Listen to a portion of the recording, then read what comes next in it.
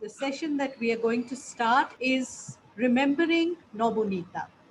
And this is a session dedicated to Nabaneta Dev Sen, dearly beloved teacher, writer, whose completely sort of scintillating oeuvre covers so many different genres and different forms and styles of writing that it's a real treat that we will have Antara and Nandana Dev Sen, her daughters, today with us, reading from their own translations of her work, both her poetry and her prose, and also reminiscing and talking about their mother and the Santiniketan connection.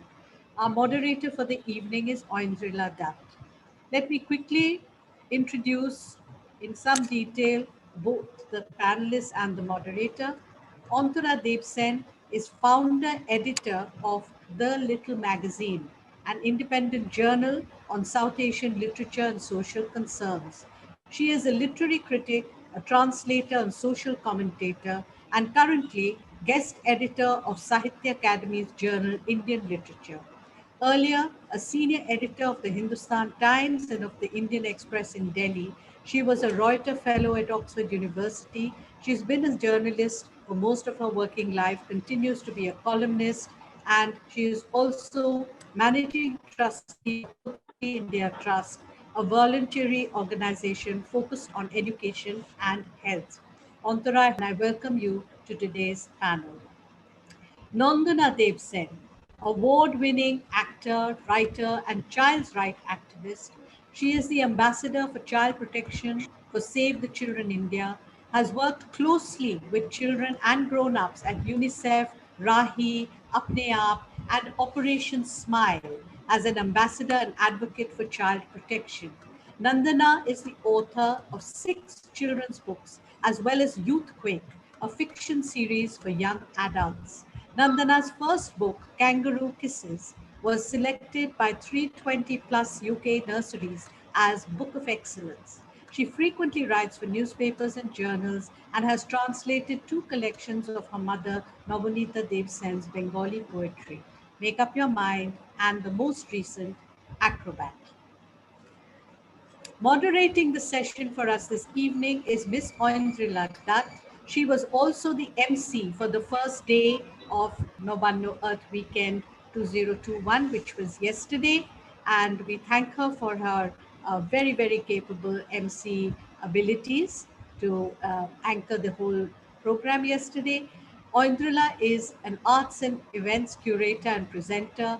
She has directed Sonne Lumieres at leading heritage sites such as Victoria Memorial. She's been a broadcaster, is a very popular moderator, and a freelance writer who has written columns for leading dailies such as Telegraph and Times of India. She is associated with a number of NGOs working in Calcutta. Welcome, Oindrilla. Thank you for joining us this evening. And if our panelists, oh yes, I see them both smiling at me from the screen. Hello. So welcome, thank you both, and I hand over to Oindrilla Dutt to take the session forward. Thank you. Hi, Antara and Nandana. Thank you so much, Anjum. Welcome to both of you. And it's really an honor to be doing this session on Nabaneta Dev Sen. So I'd like to start this session with some of her poetry because Nandana's just out with her book Acrobat, in which she's translated Nabaneta Mashi's poetry. So Nandana, would you like to start by reading a couple of poems? Sure, I would love to. I thank you, first of all, for organizing this, Anjum. Thank you for doing or moderating it for us, Oindrilla. It's lovely to do this session with Didi. I'm so glad that we're all able to join us. We feel so separated from everybody we have been in this year. So any opportunity that we have to be together, and especially to be able to celebrate Ma and our love for Santiniketan is very special. I want to say to everyone, thanks for joining us, and I hope that everybody is safe and well. This has been such a terrifying time, and it's been very strange and kind of devastating to watch it from another continent. So thank you for coming together despite everything. Now, there's so many poems to choose from, and I am not capable of being objective about Ma's poetry. So what I thought I would do is to read poems that, at least in my mind, have some connection with Santiniketan, or resonate with me for some reason or the other with Santiniketan. So the first poem is called Prothom Pratyay, which is actually from her first book of poetry, which she wrote, which was published when she was 21. And it's so that was, she was of course familiar with Santiniketan from her childhood, because her parents had a very close connection with Rabindranath Tagore, but also she rediscovered it again through my Baba and her friendship and love. And this was the time when this book came out, at a time when that relationship was very much central to her life. So this is Prothom Pratyay. Let me read this in Ingriji, and then I'll read in Bangla one of the shorter poems, perhaps. Yeah. First, confidence. Rain sweeps through my drapes this monsoon morning. Curtains toss. Every door flies open toward the past. The dry leaves melt away, soaking wet. The footprints now lie hidden in moss. I unfold my face into the rain. I wrap my body in drenched hair. Now, lifting my eyes, I stand tall. And in this free and weightless light, I say with confidence for the first time, I have forgotten all. I think also we've always associated, Didi and I, and we've always associated Santiniketan with the monsoons. Our grandmother Tama had a birthday right in the monsoons, and we always spent we loved spending as much of the monsoons in Santiniketan, didn't we, Didi? So this is a poem, to me, it feels, it reminds me of Santiniketan. So that's one. I don't want to take up too much time. I'll read another one. And this one in Bangla is called Rother Mela, and I translated it as the Great Fair. And I think I don't need to explain why that reminds us all of Santiniketan. You would take me to the Great Fair you had promised. I'd buy a bamboo flute splashed with colors, a small chariot, 2 clay horses, little pots and pans, toys, a mask, a golden-haired, glass-eyed doll. Making a list long enough to buy up the whole fair, filling my little cup with all the coins I'd saved, I waited for you on my steps. You were going to come back and take me with you to the Great Fair. As I waited on my steps, my limbs grew long, my list blew away in the wind, my cup of change became a trunk of gold. There is nothing left for me to buy from your Great Fair anymore. I am going to get up from my steps now.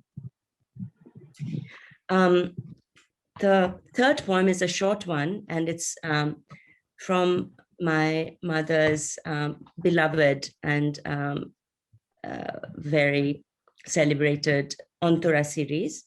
And when my, Didi will have a lot more to say about this as well, but when my Didi was very, very small, my mother and my father had to go away to Berkeley for a year, and Didi actually spent that year in Santiniketan, and my mother's heart was actually in Santiniketan, although she was in Berkeley. And this poem she wrote not quite at that time, a little bit earlier, but a lot of the anxiety and sadness that she felt at that time when she was far away from Santiniketan, but really wanted to be in Santiniketan, I think is captured in this poem. And it's from the Antara series. This child. One day, this child too will die. this child, pure as milk, whom I've brought into this world with all my heart's desire and with fervent prayer. If she asks me now, on what promise have you thrust me into this strange and dazzling world? What grand celebration must I attend? I will be petrified. Choking with fear, with ignorance, I will run away to a dark cave, numb and empty. What answer will I give you? And the final poem, which is a short poem, is a poem that she wrote in the last book of new poetry that she published called Tumi Monosthir Koro. And it's called Story of a Dry Leaf. The other day on the road, you were the one who brushed away that piece of dry leaf from my hair. Now I am buried in a heap of dry leaves, invisible. Where did you go? Thank you. Thank you so much, Nandana. And I wanted to start out by saying that Nabanita Mashi's poetry is so easy, and this is to both of you, whether to read or to relate to. And even when she's holding up her unforgiving mirror, as in Face to Face, which maybe you'll read, I don't know, or Yes. she's uncovering a heart truth, she did it with gentleness and sometimes humor. And in this context, I will also request Antara to read out that wonderful, humorous story of hers. Now, she was feisty, outspoken, had a very clear sense of what was to be and not to be. Where did this empathy spring from? Whoever wants to answer this. Why don't you answer that, Didi? I think we can both answer it. I think the empathy came from within her, and she was always a very, very kind person in many ways. So empathy, it's difficult to pinpoint where empathy springs from, but she was born into a family with a lot of love and affection for people and animals and all things and all creatures, great and small. So maybe that had something to do with it, and the rest of it was all Nabanita, I would say. Nandana, you take a go. Well, I think I absolutely agree with that. And I think she was raised in a, she had a very, her empathy was also kind of connected to a very strong sense of social justice, which she grew up with. And she loved, we, as Didi said rightly, we kind of inherited a love of animals and all things human and alive, and not only all things human, but also all things animal and botanical. So it was something that she was very close to nature in a way that created an empathy that she felt for everything, every creature, every being that was alive. That also connected her very strongly to the nature in Santiniketan. She grew up in a family, her parents, her love of poetry as well as her deep humanity had a lot to do with my grandmother, my grandfather as well. But since you speak about humor, it's true that she brought, there was a lightness of in what she wrote about, along with a very profound sense of being able to connect with her soul in all her work. And she was, but what's interesting is that since we are going to read both her poetry and her prose today, is that, if she bared her soul in her poetry, she opened her heart in her prose. So she brought a lot of the humor, the kind of vivaciousness, the rambunctious persona that she had, she brought that into her prose. And the soulfulness that she had, the ability to be really naked in her emotions, she brought out in her poetry. But she was equally honest in both, although she relied on the great resource she had, which was her sense of humor in her prose, whereas she relied on another resource that she had, which was to be able to connect relentlessly with her deepest and most sometimes even disturbing feelings in her poetry. Antara, may I request you to read that humorous piece, because we've talked about her humor. But she has written many short stories which were humorous. She was a humor writer, and I will read part of a story. It's Monsieur Hulot's Holiday. It's a translation that I did more than 30 years ago. It was published about 30 years ago. And it's about a cat. I won't read the whole story, it's a long story, but I'll read part of it. I was just about to put my daughters to bed when it happened. Okay, here I must say, Monsieur Hulot's Holiday is taken from the name of a film called Monsieur Hulot's Holiday, which was a 1950s film. And so that's where and Hulot is the Bengali for a tomcat, as all of us Bengalis know. So and my sister and I remember this day, I'm sure, although we were little, we remember it very fondly. I was just about to put my daughters to bed when it happened. The quiet night air was suddenly torn apart by an inhuman wailing.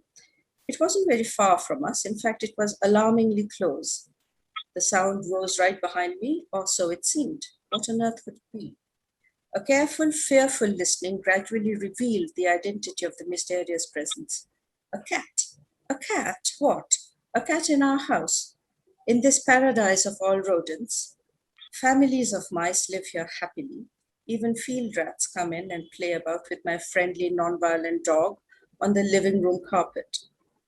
Gradually, the wailing increased. It became almost human. No, not a cat. I discarded the thought. It could only be a ghost. And ghosts don't matter. We know, thanks to Poe, that ghosts occasionally develop a weird practice of cat-like wailing from within solid walls. I tried to pay no attention and continued with the fairy tale. But the wail took on greater dimensions and became impossible to ignore. It sounded more and more like a vehement protest. This could hardly be a ghost.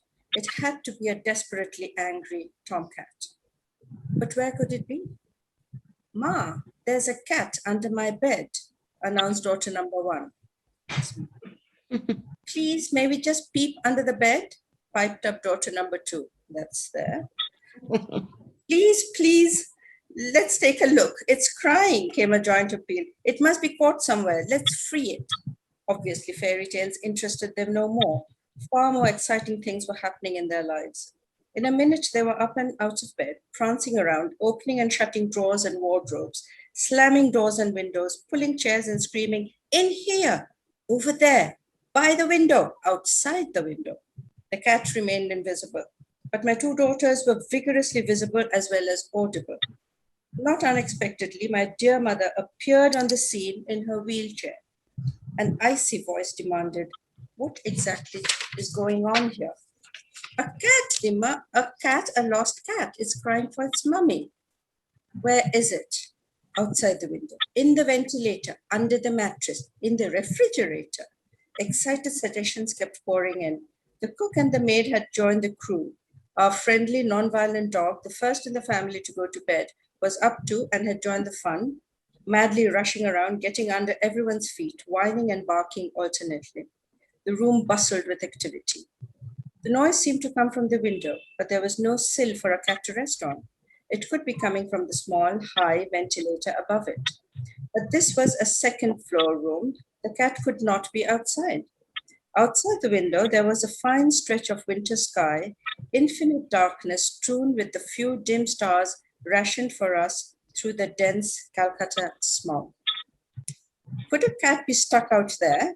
Besides, this ventilator niche was the traditional family mansion of a line of quarrelsome sparrows. I had grave doubts about them keeping quiet if a cat tried to take refuge there. Must be stranded on the cornice outside the ventilator, announced my mother, who knew there was a cornice on top of the ventilator since she had had the house built. We had never thought of its existence. But how could a featherless quadruped have gotten up there? Aren't their movements rather restricted?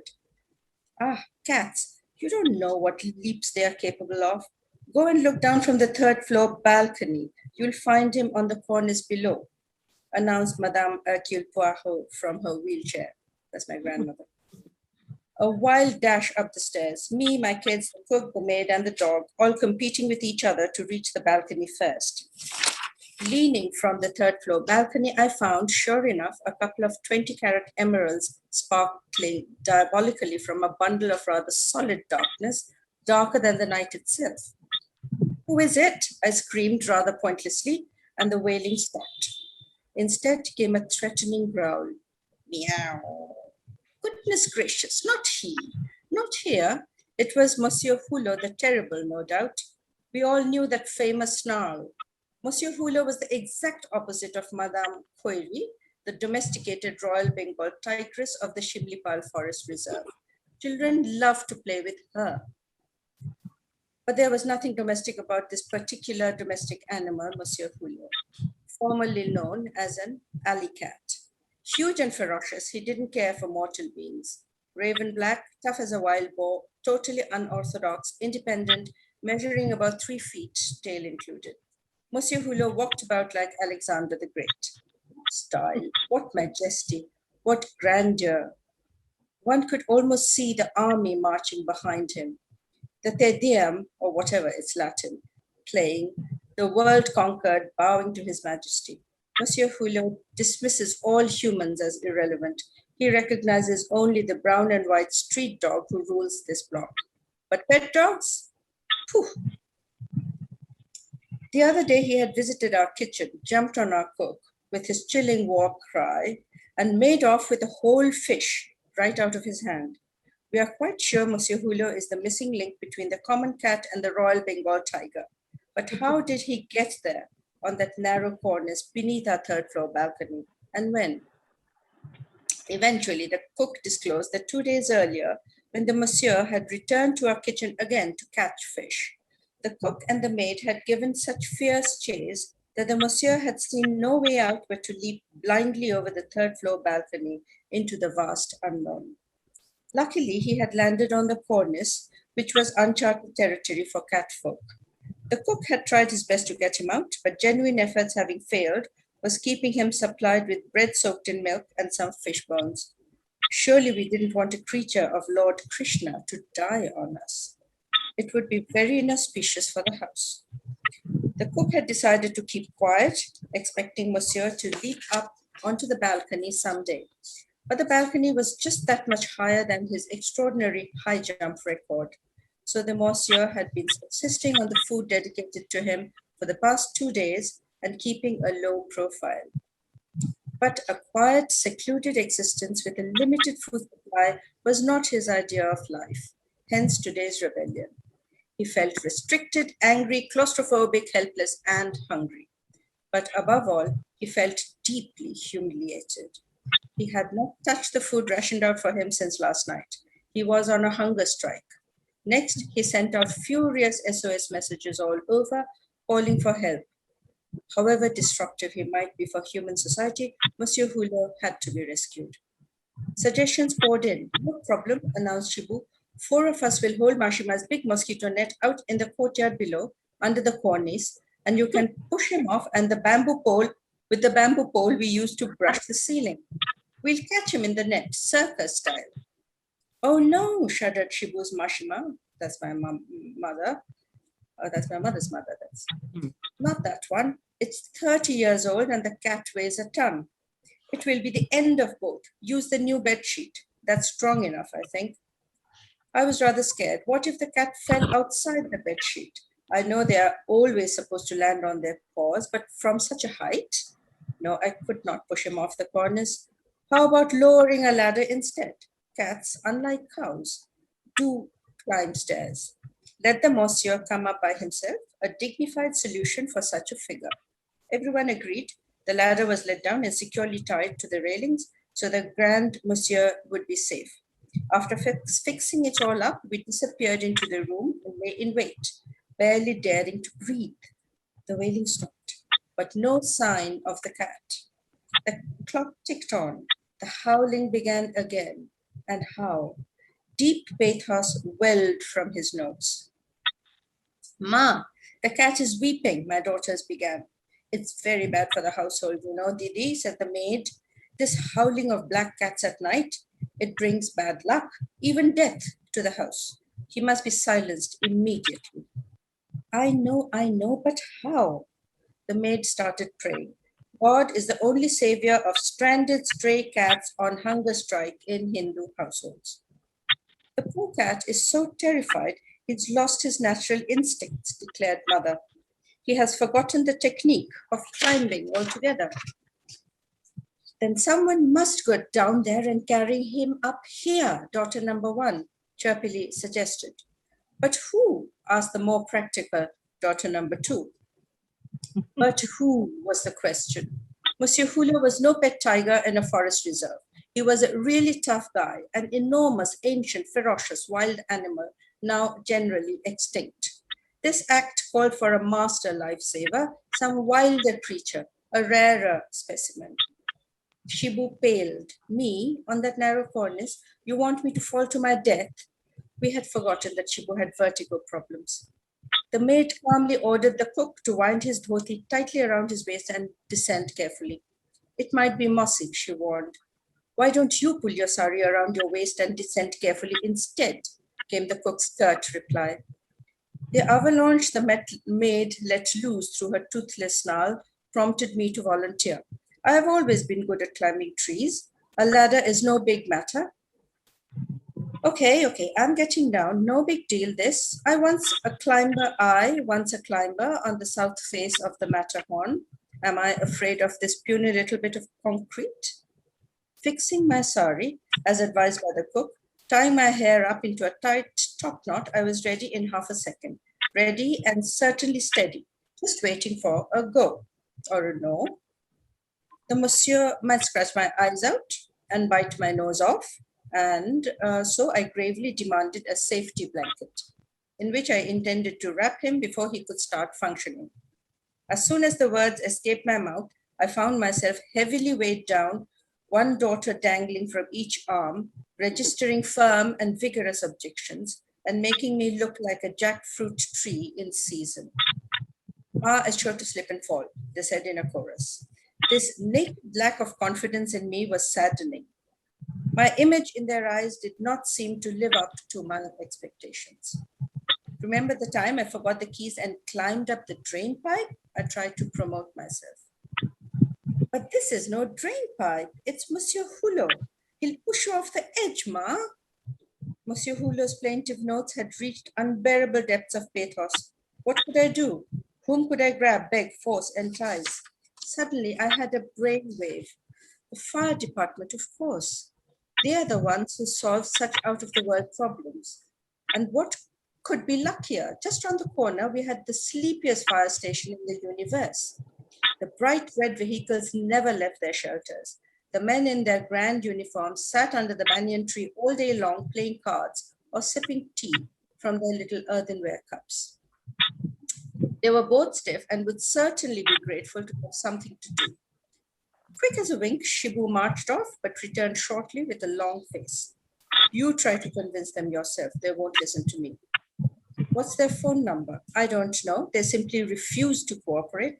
Go to the central fire station and get their permission, they said. Lazy bones. Shibu was disgusted. I was flabbergasted. I had thought I was doing them a favor, finding them a harmless kind of pastime. The silence of a winter's night is shattered by a phone call to the main office of the Calcutta Fire Department. A distressed female voice pleads, would you be kind enough to give me the phone number of your fire station at such and such a place? Fire? Well, it isn't a fire, really, something else, very urgent. What is it? Well, actually, someone, has slipped and fallen. Well, he must be rescued immediately. Who has slipped? Fallen into what? From where? Now, look here, ma'am. We don't take up cases of drowning anymore. Shibu's frantic advice in the background. Didi, tell them it's tame. Tell them it's your pet. He hasn't drowned. He's fallen onto the second floor cornice and is very dangerously perched there. How big is the baby? Shibu, tell them it's tame. Well, it's extremely tame, you see. What? A tame baby?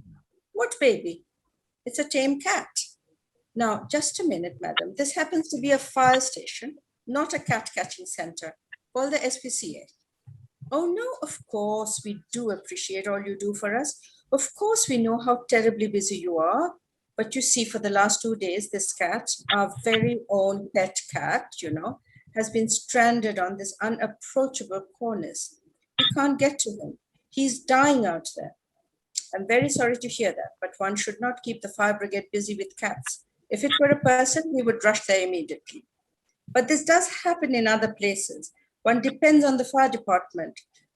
Forget about other countries, ma'am. This is India. Why other countries? It happens in Bombay. Didn't you see it in the papers? This cat was stuck on the roof and finally they called up the fire station. He must have blocked up a chimney or something.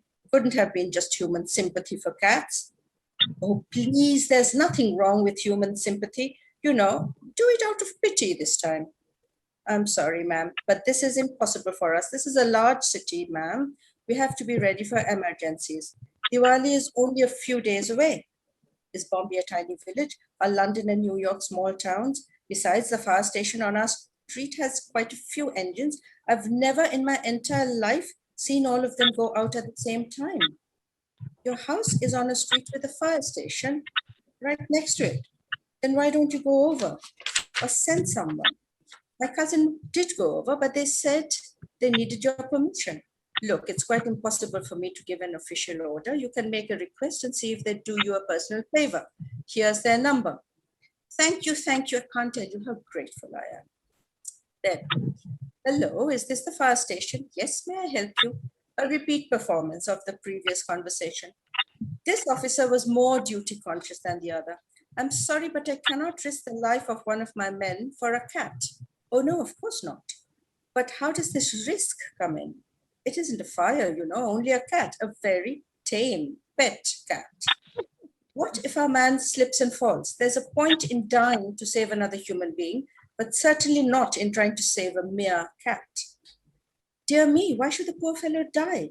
The cornice is wide enough, besides it's pretty clean and does not have moss on it. However, talking about the cat so lightly, I know, a pet becomes pretty much like one's own kid, but even if my man sprains his ankle, I can't take that risk, you see. Listen, can you hear it? The deadly screaming. I had wildly dragged the receiver to the window. How long can one stand that howling? I'm going crazy. Can you hear it? Can you? Yes, of course I can. I can quite understand your situation, ma'am, but look here, does one call up the fire station at the drop of a hat, especially if one is a woman at this time of night?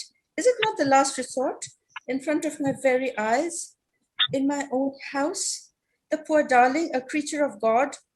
Ma'am, you don't quite get it. It isn't possible to give an official order. What about an unofficial one on humanitarian grounds? I would have got it down myself, but unfortunately, my daughters are hysterical and my mother is a rather nervous person, or else I would have got it down ages ago. Meanwhile, my eyes had truly begun stinging and my voice was choking. Don't you dare climb down in a sari, ma'am. That would be extremely dangerous. What else can I do? Obviously, there is no gallant, tender-hearted, unselfish young man in your office who would take pity on a cat, and there's none in my house. If you want my honest opinion, ma'am, there are hardly any gallant, tender-hearted, selfless young men around anywhere these days. But I'll gently suggest it to my man. The fat cat's wailing increased and was coupled with my restrained sniffs. There was a pause, and a determined change in the voice. Oh, all right. Give me your address anyway. Which house is it? Oh, that one. It's hardly a couple of minutes from here. Let's see what can be done. About 20 minutes passed. It was getting later in the night. The starved feline was wailing away in an alarmingly human voice. Shaking away my obstructive daughters with a final flush of determination, I got ready to climb down onto the parapet. My mother declared, "Not in your sari, my dear. Put on some pants if you want to get down there." The very thought of such a sight, of Didi in pants, accomplished what love for a creature of God had not. It prompted the agonized cook to volunteer hastily. "No, no, Didi, allow me." Who says chivalry is a thing of the past? No sooner had he got down than the fire engine arrived. Fantastic timing. A joyous chorus of excited voices filled the night air. "Someone is already there. Someone is there." Just as Uncle Tom, firmly wrapped in a blanket, was placed in my arms, somehow the fire engine's bell rang out loudly in the hushed night. God knows what it did to the confused, nervous wreck of a cat. He leapt out of my arms and, disentangling himself from the blanket, flung himself wildly out of the second floor window onto a different, quite unapproachable cornice farther off and higher up. This time it was quite impossible to reach him with a normal domestic ladder. Heartbreaking lamentations filled the night air, coming from our room as well as from the street. All was lost. And then, in a second, they jumped out of the fire engine. Not one, not two, but half a dozen gallant, unselfish, philanthropic, tender-hearted, chivalrous young men. The three-tier ladder darted out heavenwards, ready, steady, and then the crucial question: who would it be? After all, this was no fire, which was a simple matter of routine. Observing the hesitation, I volunteered. "Why don't I go up? Let me." And I took a step. Before I had finished my sentence or my step, someone, just anyone, had made a frantic scramble up to the second story. There he turned. "Does he bite?" "Well, you see, it would be a good idea to wrap him in a towel or something." Turkish towels were immediately thrown down from various neighboring balconies, all lit up by now and lined with keen spectators. Our man in the ladder caught one nimbly and proceeded upwards. Uncle Tom was most perturbed at the weird sight of a human apparition presenting itself out of nowhere in a most unhumanly corner, dark, uninhabited, 12 inches wide, with a straight drop of 30 feet. Visibly shaken out of his wits by an event so unexpected, he started a frenzied rush all over the narrow cornice. What excitement ensued all round, as if this were the football game of the year. The street crowd below and the crowd on the balconies cheered faithfully. All eyes were fixed on our hero, conducting the remarkable chase up in the air. And then, gotcha! Amid the earth-shaking applause that followed, the lights went out. A power cut. It goes on like this. Won't read the rest. Lovely, absolutely delightful. And you can see how her writing appeals to everyone across the board, whether children, adults. And I just wanted to go down that road a bit. Nabaneta Mashi dealt with so many different genres of writing, but poetry seemed to be vital to her being. The very essence of her feminism, as Nandana said a while back, the medium through which she bared her soul, also prose, but poetry especially. And I read Gloria Steinem. She said about Acrobat, which Nandana's just released, that this is a book that will rescue the world, rescue us and be loved by the world. And in the context of feminism, I remember when the Hathras incident happened, Nandana translated Ekal Chirokal. Right. Yeah. So her feminism impacts on the both of you. Nandana?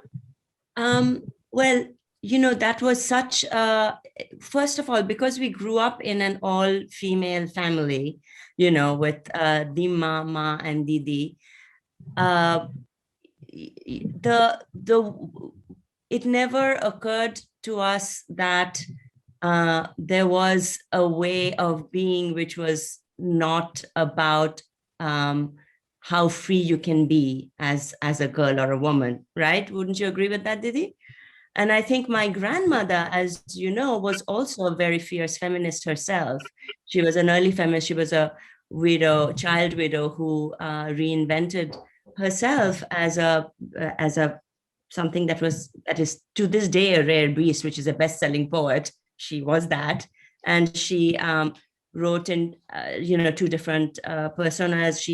She married at a time as a widow where it was legal, but still really quite quite a scandalous thing to do. So I think we grew up believing that everything in the world was accessible to us, but at the same time understanding that there were responsibilities and challenges that one had that were particular to being a girl, particular to being a woman, not so much because there were lessons or lectures that we got from our grandmother or our mother, but purely because that's the way they lived their lives. Both of them were trendsetters in their own way.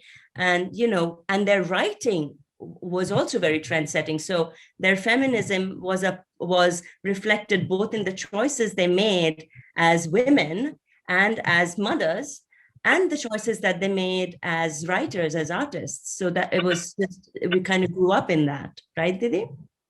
Yeah.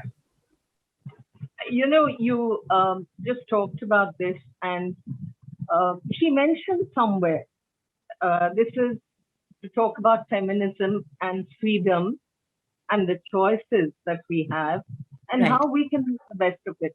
Because I remember Nabaneta Mashi saying somewhere that the Sita myth, patriarchy used it to silence women, but the village women used it, the same Sita myth, to find a voice for themselves. And you also talked about your Dimma. And that's very interesting because in your family, it's been taking a case of taking tradition forward. First, Didima and Ma, and there's that beautiful poem, The Lamb, in that context, which I hope you're going to read. And then the two of you. So how much of your love for writing, the both of you, did you imbibe directly from her love for poetry, her love for the written word? So maybe Antara could start on this one. Antara? Well, the love for the written word was there within us from childhood. We were both very big readers. We were constantly reading. And we grew up in this family, as you said, of writers. We didn't know that there was anything else that one could do other than read and write. It was sort of normal. You grew up, you became a writer, or you became an economist, but then that was difficult.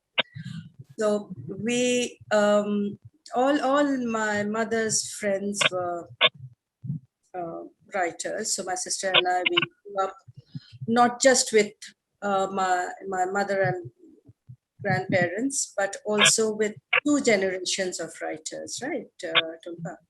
Yeah. Because both our grandparents' friends and our mother's friends, they represented very different styles of writing, and these two different generations. But they all made it very clear that, writing was important, and writing was how you dealt with life. And that was something that we grew up with, we consciously or unconsciously believed in. And in my case, what I very consciously did was to avoid doing that. I didn't want to be a creative writer because I thought, there's too much of creative writing in the family. So I became a journalist and a different kind of a writer and a translator. But so it was very different. I think both of us had it in us in an unconscious kind of way, but we did different things, right? Yes. What do you think?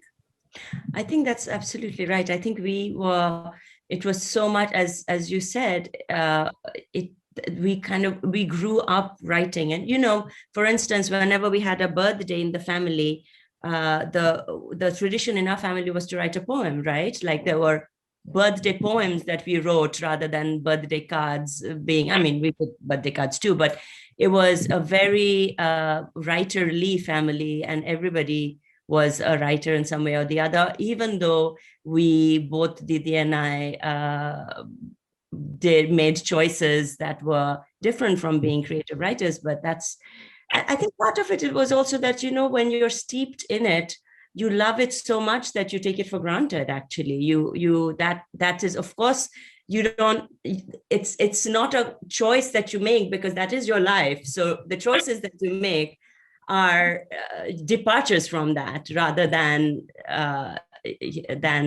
amplifications of that.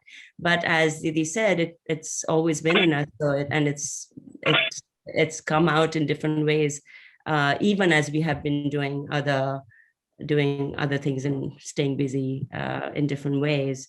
Would you like me? You mentioned that you wanted me to read The Lamp, and I see that there's been a request about that on the chat also. Should I read that poem now?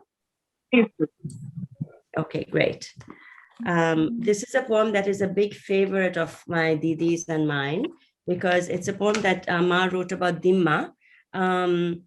After Dimma had passed away, Bangla Kovitatar Naam Batita, I love it in Bangla. It's a long poem, so I won't read it. If there's time, I'll read a short poem in Bangla after this, just because it seems wrong somehow to read her poetry only in English, but this is a long one, so I'll read it in Bangla. In English, sorry.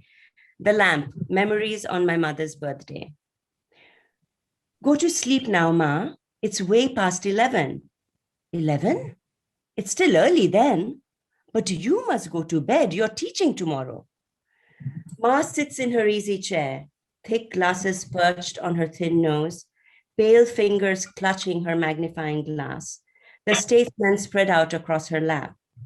Next to her, on the table, her flask of tea, her medicines, her fragrant betel leaf in its silver case, her brass spittoon, her cash box.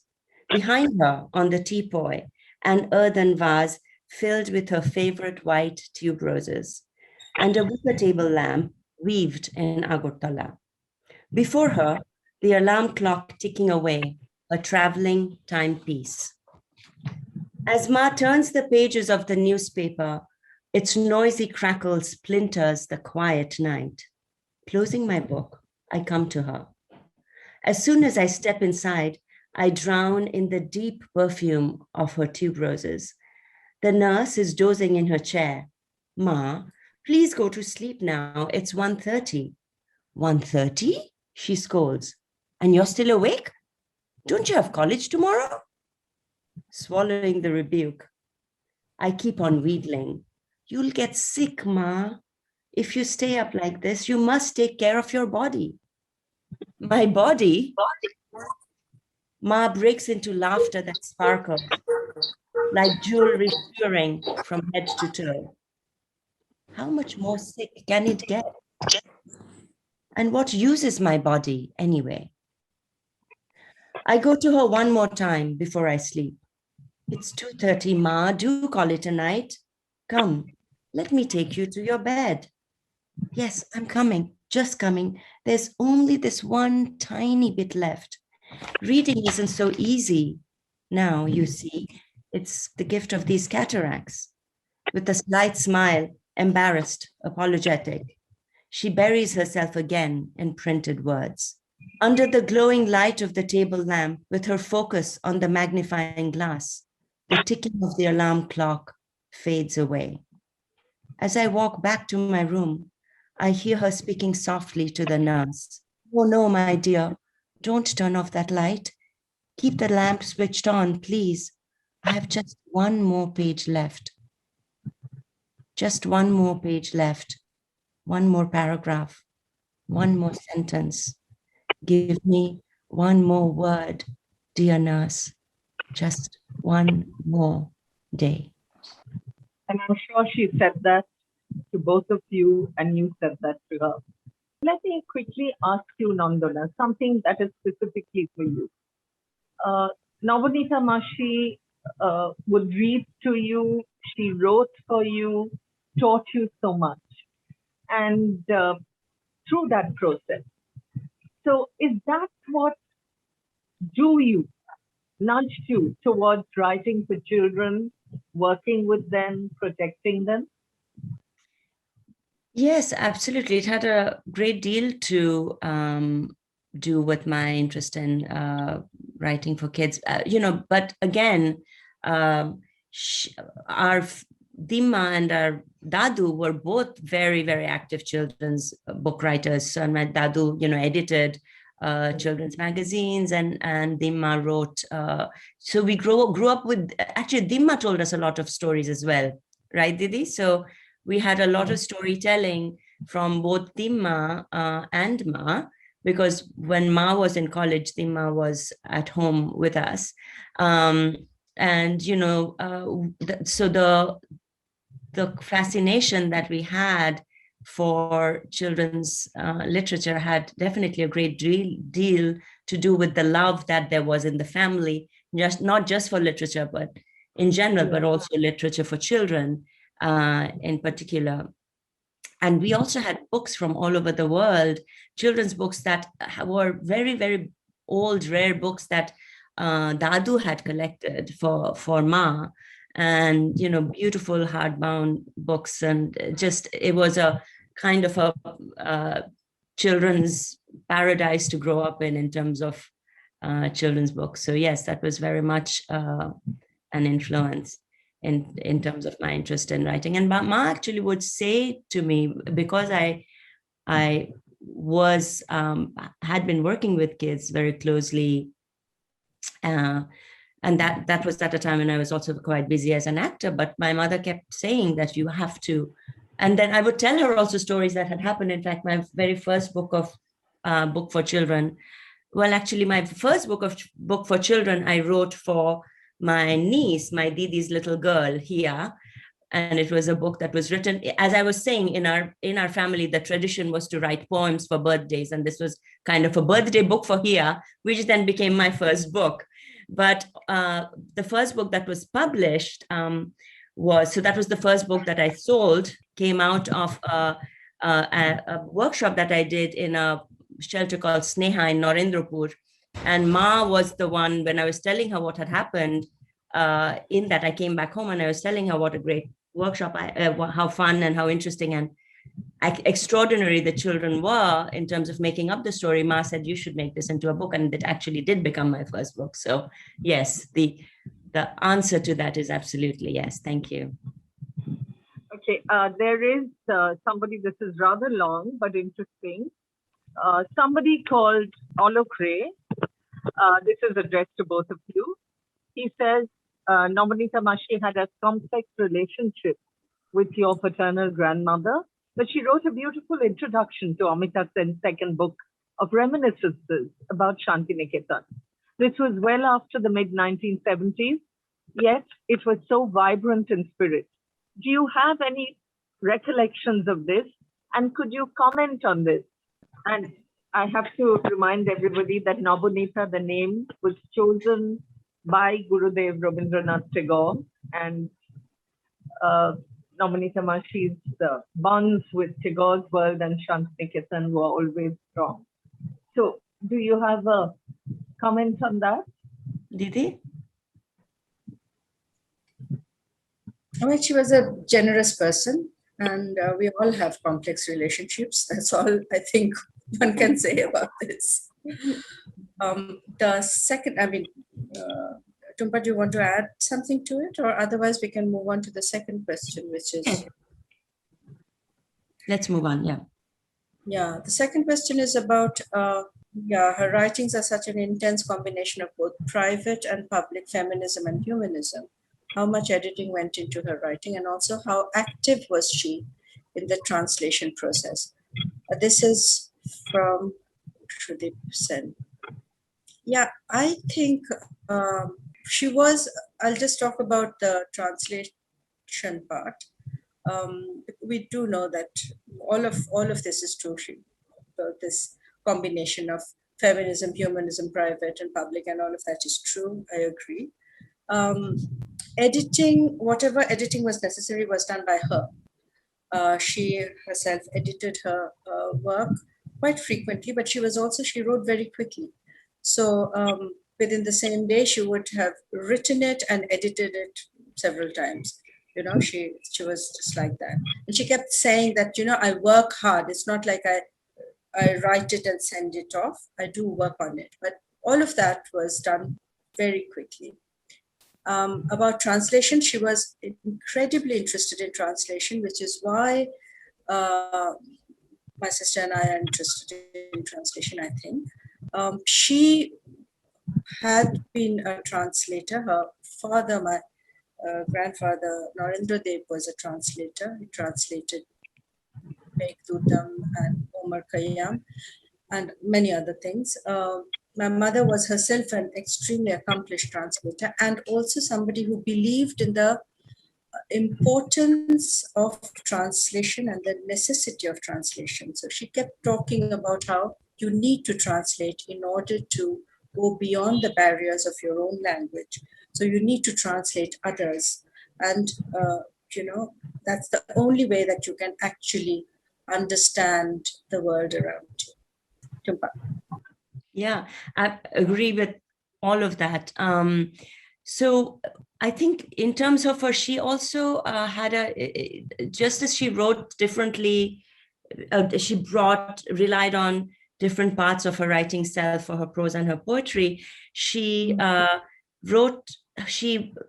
her poetry, she revised and revised and revised. She worked a lot on her poetry. And she wrote about that fact also, the fact that she always felt that somehow there was still something to change. There was until the last minute. And she wrote multiple times about, quite with a lot of humor, about how she drove her publishers to tears because she kept kind of, you know, revising until the last minute. And then the translation process, she, as Didi said, absolutely, translation was she really believed in the importance of translation. Yeah. She was a language activist in her own very clear way. And she felt although she felt very strongly that Indian writing was being represented internationally through Indian writing in English. And the only way to counter that, I mean, not that she was a big supporter of Indian writing in English as well, but she felt that it was misrepresenting the true literary identity of India, as Didi said. So this was that was a big priority for her. And she translated women, especially women writers and poets from all over the world. This was one of her big passions and missions, I should say. That showed the cosmopolitan side of her. Yes, so but she did not actually enjoy translating her own work, which is the reason why I ended up translating it. I mean, we started, some of the poems in Acrobat actually were translated together as long ago as when I was in college, when she was asked to give a poetry reading at the Bunting Institute, and she didn't have English poems with her, and we translated a few quickly, and so that's how it started. She did translate many of her poems herself, which were the best translations that exist of her work, because she did them absolutely gorgeously. She wrote many poems in English as well, which are included in the book too, which were stunning. But the translations that I've done of hers, most of them I've actually sadly had to do on my own, because the first book, Make Up Your Mind, that I did of her work, I did as a birthday surprise for her. So I couldn't really I couldn't involve her in the process of translating, because then it would no longer be a surprise. The second book, Acrobat, I really wanted to do with her, but she passed away 2 weeks after we signed it. So I ended up having to do it without her. But imagining how she would have written each poem in English if she were to do it, or how she would have translated it. So she was very much with me as I did it, even though she was no longer with us. Thank you so much. Now, Anjum is going to give me those stony looks, but what an absolutely fascinating insight into Nabanita Mashi's world. She was really a literary giant, and she wrote, when she wrote, it was about tears, it was about joy. She really felt the pulse of her readers, and I think that's what made her popular across the board, makes her work so eternal. Thank you so much, Antara, Nandana. This was truly a pleasure. I don't think we do many sessions together, so this is very special for us. Thank you. Thank you so much. Thank you. At the risk of being the stony looker, I think, which is being sort of advertised all the time, that I'm full of these maliciously stony looks at people who overstep their time. It's not true. I had a wonderful time. I enjoyed myself thoroughly, and I was wishing that we could continue. There were so many more things that I would have loved to have heard you talk about. But thank you very much for joining us today. Antara, thank you. Nandana, thank you very much. And Oindrilla for steering the discussion. Loved the readings. I love Monsieur Hulu, right? Yes. Yes. And yeah, may he go from cornice to cornice evermore. And Nandana, I look forward to seeing Acrobat in its physical shape and form. So thank you very much. And Thank you, Thank Anju. you so much. Thanks to both of you, and I'm glad we had a chance to do this together. I think Novando Earth Weekend is really happy to have had this session because of the strong connections with Santiniketan and Nabaneta. So thank you.